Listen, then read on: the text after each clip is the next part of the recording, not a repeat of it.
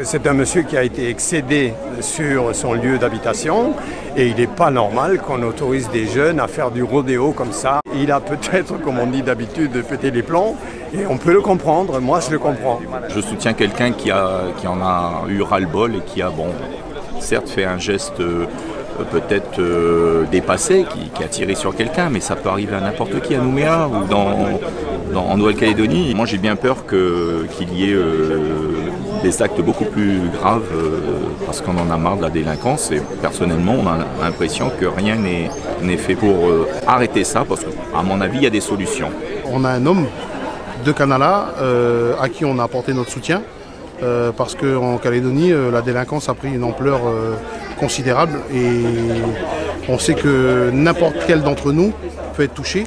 Donc il était normal qu'on apporte ce soutien à ce monsieur. On va suivre cette affaire de très près et s'il faut monter au créneau, on montera au créneau vraiment si la décision le 20 mars ne nous convient pas.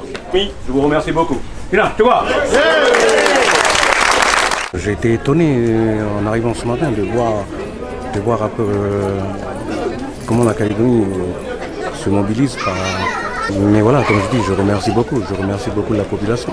Pour le petit jeune qui a été blessé, je suis un peu déçu pour lui. Comme je disais tout à l'heure, ces jeunes-là, il faut travailler avec eux. Il y en a des jeunes qui sont stables, qui travaillent, qui ont une petite famille, qui font beaucoup de choses. Voilà. Mais d'autres de ces jeunes-là, il faut les aider. C'est vrai qu'il a fait quelque chose de grave, mais pour nous, ce qu'il a fait, c'est pour essayer de montrer aussi que sur le terrain, on n'est pas d'accord avec ce qui se passe là-haut, par rapport à ce que les jeunes font avec les voitures volées. Voilà. Et c'est pour ça qu'on est venu être solidaire avec lui. Parce que c'est lui qui a fait, mais peut-être un jour, ça va être nous. Sur le terrain, il y a 3 ou 4 personnes qui font des conneries, alors que dans la tribu de Naketi, on est presque 1000 personnes. Il sait qu'on est derrière lui et qu'on va régler ce problème-là.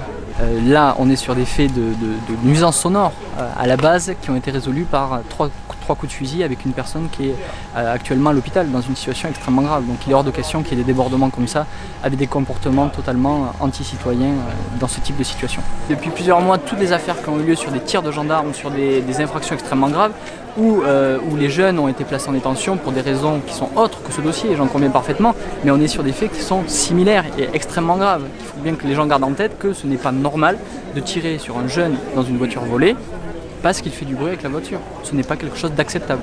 Et aujourd'hui en Nouvelle-Calédonie, le but est que les choses soient apaisées, qu'il n'y ait pas de difficulté, mais que ces comportements cessent. On n'est pas au Far West. C'est un citoyen qui est confronté à une situation qui confine à l'insupportable, à savoir que sa maison est située au bord de la route à horaire, à un endroit bien particulier, où il se trouve que les jeunes de Canala ou de Thio qui s'adonnent à des vols de voitures, en fait, viennent tester leur véhicule à cet endroit-là parce qu'il y a du coltard sur cette portion de route et qui viennent faire des drifts.